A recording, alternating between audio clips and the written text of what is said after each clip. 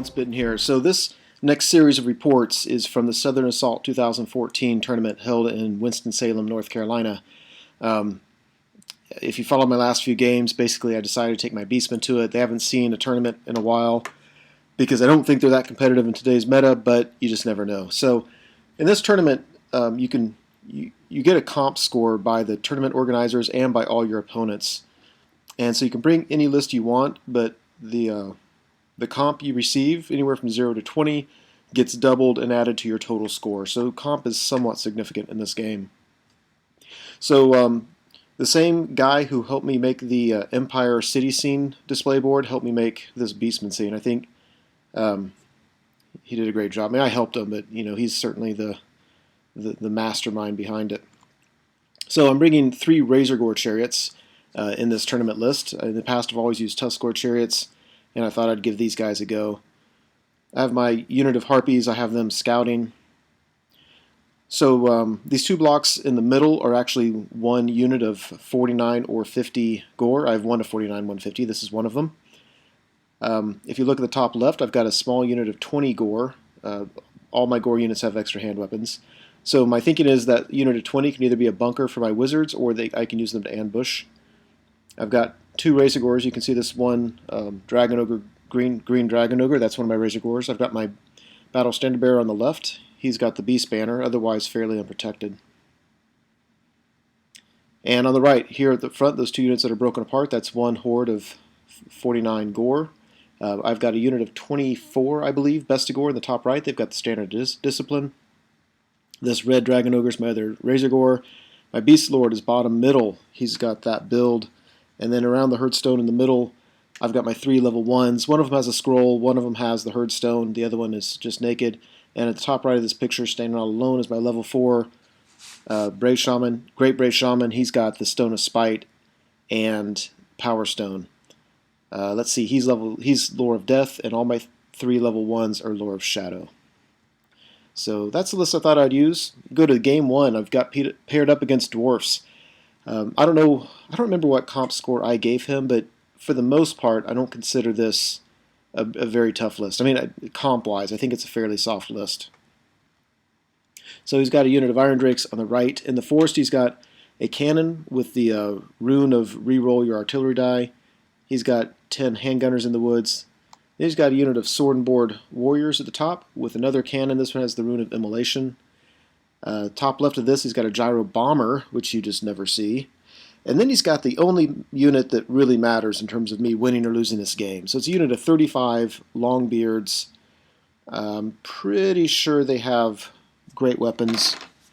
And then he's just got a slew of characters in there. Bear with me, I'm looking at his list. I don't think they're great weapons. I think they're sword and board. So he's got 2 Dwarf Lords and Joseph Bugman and a Thane BSB and a Runesmith, which makes them pretty nasty. So they're armor piercing. They're, if you flank them, they don't get disrupted. The Dwarf Lord at the front left breaks magic weapons. I mean, you can just add up all those things with all the synergies. Not impossible, but certainly a tough nut to crack. He's got another gyrocopter here on the left. I put my scouting harpies where you see him at the top middle. So here in the corner, really all I was doing here was he has a unit of miners. And so I just wanted these guys here so if the miners come on board, I have some way of dealing with them so they can't just come harass my my wizards around the Herdstone. Then I've got my 1 horde, and I've got all 3 wizards in with them in case I lose turn to go first, and I don't want my guys just cannoned off the table turn 1.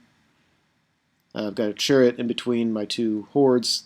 Let's go back up just a little bit. So yeah, so the horde here, I think on the very right of it is my level 4 and my general, and then, no, I'm sorry, the Razorgore, and then the rightmost unit here is my BSB, my general, and my level 4. So the general's about in the middle, the level 4 is on the far right. And there's another Razorgore in the woods. I'd love him to get after that cannon. I don't think he's going to survive the Iron Drakes and all that. And this is my ambushing unit. And there's his miners waiting to come on. And there's a close-up of all of his stuff. Alright, so overall it looks like that. He gets the turn to go first, which isn't ideal. Or that could just be vanguards, now that I think about it. Yeah, he just vanguards everything. And then shoots, lays down a flame template on my harpies, kills at least 2, and they run off the table, so that's not fantastic. He shoots at this guy, only does 1 wound. I was actually pretty surprised, pretty impressed by that. But then his Rune of Immolation cannon rolls a misfire and blows up. Oh, that was so nice to see. I'm so used to these guys having the Rune of Forging and a Master Engineer and all this kind of stuff, and he's off the table. That's actually huge for me because it's hard for me to hide my wizards around the Herdstone if he has 2 cannons coming at 2 different angles. With only 1 cannon, I have a chance of hiding behind the Herdstone of the building. The other cannon shoots at this chariot and only does 3 wounds. One thing I like about these chariots is they're 5 wounds. And we go to Beastmen turn 1, so the Beastmen move up like that. I mean, fairly aggressively. I like the idea of that leftmost unit of gore getting around that statue and into the flank of those Longbeards. I just need to do a ton of wounds, and so I think a unit in the flank and one in the front is probably what I'm going to have to do. It was kind of awkward. I don't know why I left my middlemost unit kind of facing that statue a little bit. So I turned my Bestigor towards the Iron Drakes because I don't really want them in with the Longbeards.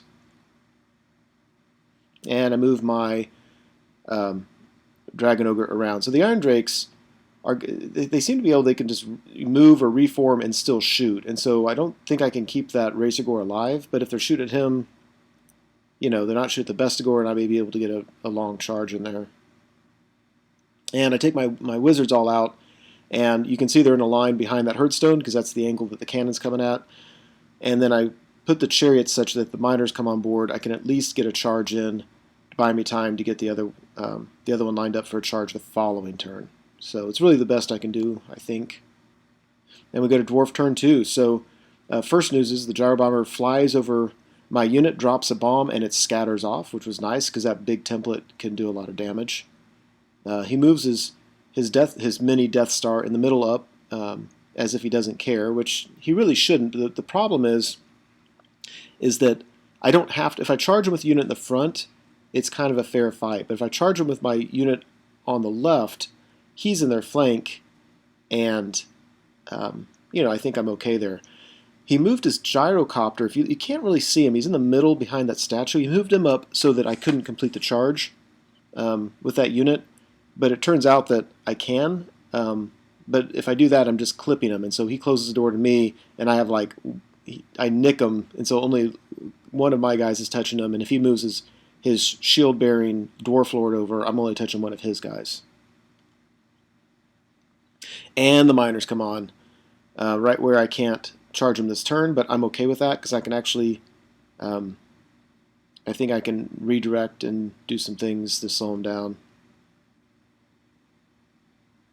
Yeah, there's that dude. And there's that. So he tries to shoot at me and just absolutely whiffs. Just amazing. Shoots another cannon, kills this chariot, so not a surprise. It's not the end of the world, actually. There are worse things you could lose.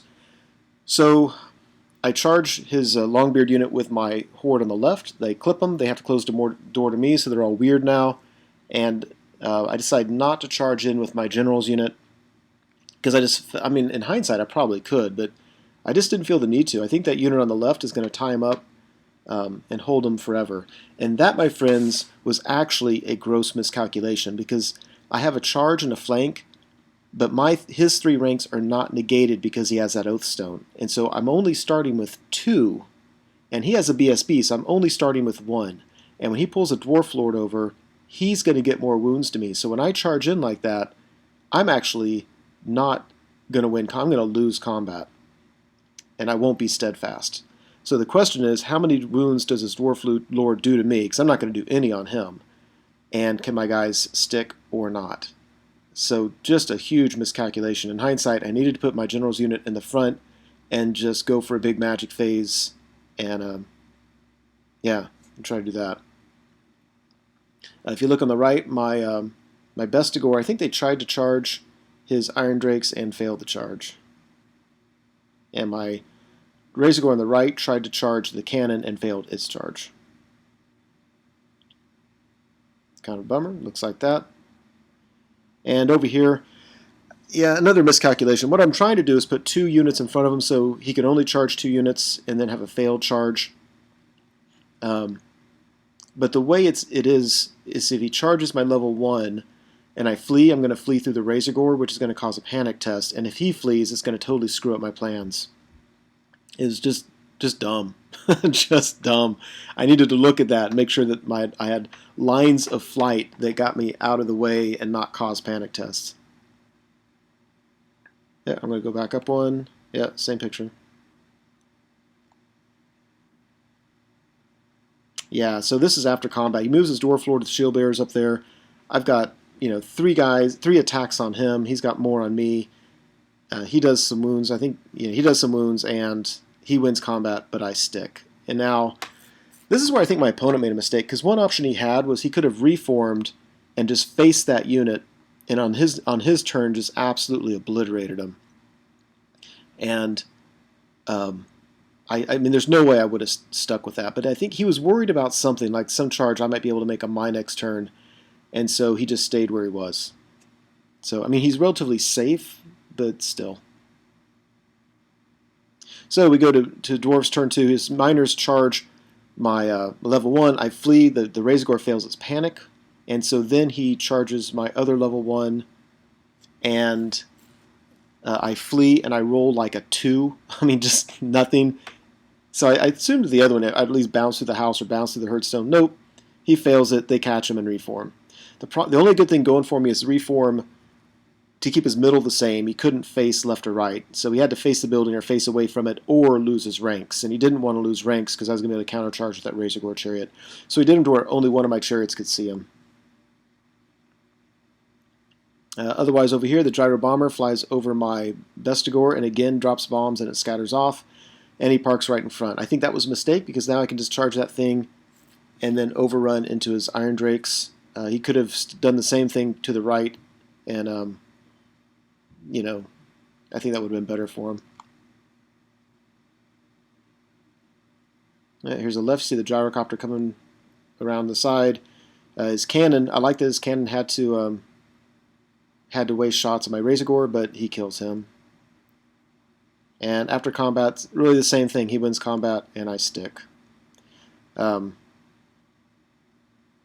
Anyway, I might have said that prematurely, but that's what's going to happen. His Iron Drakes open up. This is Beastmen turn 3. Bestigor charge the Iron Drakes. They stand and shoot. Are insanely accurate. Kill a ton of the unit. I fail my panic test and run away. That sucks. Meanwhile, the General's unit decides they need to come in and help out this Gore unit because the Gore unit is never going to do anything otherwise. So there's that. Now I have options here. I'm getting big magic phases. I think he already tried to use the Spellbreaking rune and it didn't work. So he already stopped one important Purple Sun, but he didn't kill the spell, so I still have chances to get that off. And that's the only Dispel scroll he had. So I can get a Purple Sun through that unit and whittle him down, which is probably what I'm going to have to do. Otherwise, it's going to be so tough. But his front rank is full of characters, and I've got a decent chance of just killing all his characters. So there's that. And over here, yeah, when I say there's that, my Bestigor continue running. Razor Gore puts a charge into the miners. I think I have enough tools there to keep them occupied. After combat, yeah, I won. He was steadfast, and he reformed, and it went like that. So at least I held him on my turn. Even if on his turn, if he breaks my Razor Gore, I can charge him again with my other chariot. And after combat, yeah, it's hard to know. I killed Bugman, I'm pretty sure, which is nice because Bugman was making that unit stubborn. Without him, they're still steadfast, but they're not. Matter of fact, I don't think they're even steadfast. I think they're steadfast this turn, and from now on, if I kill one more guy, he won't even be steadfast. Now the problem is he's about to have a unit of Dwarf Warriors charge me in the flank, so the question is simply, how many wounds can I do? Now I did get Soul Blight off on his unit, and this is where I followed my one of my buddy's suggestions, and so I think my opponent was worried about Purple Sun going through, so he was stopping that, and so I got Soul Blight off really without much trouble. So -1 strength and toughness made a huge difference. And over here it looks like that. And we go to the Dwarf's third turn. So Iron Drakes charge the Bestigoer, who have to flee. I'm glad he didn't have anything else like that gyrocopter around. That would have been awful. Yeah, the Dwarf Warriors come charging the flank my General's unit. I'm really worried about this because the General's unit's disrupted, but that doesn't matter because my other unit of Gore has 3 ranks. So my opponent has a charge. And really that's it, because he has a flank, but I also have a flank. He has a BSB, but I have a BSB. So it's really going to come down to wounds. And I think with Soul Blight up, I still have an advantage here. But I'm still worried about it. I mean, this is crucial. Over here, his gyrocopter charged my level 1. I fled. He failed his charge. And let's see. After combat, he broke the chariot and overran into a level 1. So that wasn't ideal. And after combat here, I actually won combat. Look at that Longbeard unit. Just absolutely just crushed him. Did so much. I'm strength 4. He's toughness 3. I'm rerolling to hit. I mean, just crushed him. And I think I may have even rolled Snake Eyes on my Primal Fury. I rolled Snake Eyes on Primal Fury for my leftmost unit. That's right. It just didn't matter that much. So we had to call the rules judges over just to see how we're supposed to handle this, because the unit on the left can't shuffle down anymore because of that piece of impassable terrain. So he has his Dwarf Lord in combat with him. It's just really weird. None of us knew how to handle it. We didn't really care. So it's just going to look weird, but basically the Dwarf Lord stays in combat with them regardless of what happens to the unit, and he just stays with the unit in principle. Yeah, and I think I already showed that. So we go to the Beastman's turn. In the middle, where everything, that's what it matters. Nothing really big is happening there. Big thing is Soul Blight's going to go away, and that thing was really saving the day there. My Bestigoer decided to rally, which I thought was awesome. There's that. And the ambushing unit decided to finally come on, so I thought that was very much appreciated.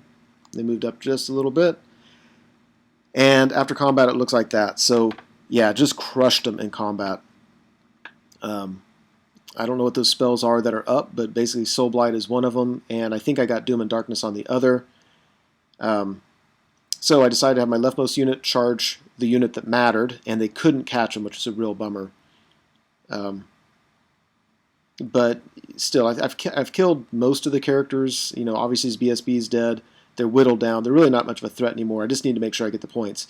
My General's unit pursued the warriors in the flank and caught them and landed where you can see. And I charged in here and really kind of fluffed. I don't know if I killed any, and he did a couple to me, but we stick around. That actually kind of hurt me there. So we go to the Dwarf's next turn. His main unit continues to flee. That's because they're below 25%. His Iron Drake's turn to shoot. His to the very top is his handgunners move out of the charge arc of my General's unit. And his gyrocopter charges this guy again. I decided to hold because there was a better chance of him failing it than there was of me running off the board. So that's not good. He shoots. Oh my gosh. He just does. These guys are not playing around. Just does a ton of wounds to me. Absolutely just thrash that unit. Luckily, it doesn't really matter anymore. He kills the level 1, runs off the board, so I've lost all my level 1 wizards. It's a fair amount of points. Luckily, this turn, the Razor Gore did better than last, and so I think I actually won combat. My opponent was steadfast and stuck around. So on the Beastman's turn, the middle best Gore unit charges the Longbeards. They flee. They flee like 12 inches. Bestigoer charge them. They flee again, not very far. Bestigoer catch them. So that secures the victory. And otherwise, I just reform my General's unit at the top, and my Gore unit at the very, very top charges his cannon. So there's that. There's that. Those are big points there. Purple Sun the Iron Drakes, because why not? Kill a bunch of them, and they fail their panic, which dwarves don't normally do, and they run. And over here, I killed 2 crew. He has 1 guy left alive, and he's stubborn, of course, so he sticks. And over here, yeah, I actually killed a few more. I win combat again. He just can't sneak any wounds through on me, but he sticks around. So in the Dwarf's turn, he rallies the Iron Drakes, moves up his Gyro Bomber. I think he dropped another bomb on my guys. And my Razor Gore finally kills the last of the miners. And the bomb he dropped, I think that was the bomb. Oh my gosh, just he scored a direct hit and just throttled that unit, just pummeled them. So brutal, brutal there. Last turn of the game, really, my main unit, my general's unit charges his Iron Drakes.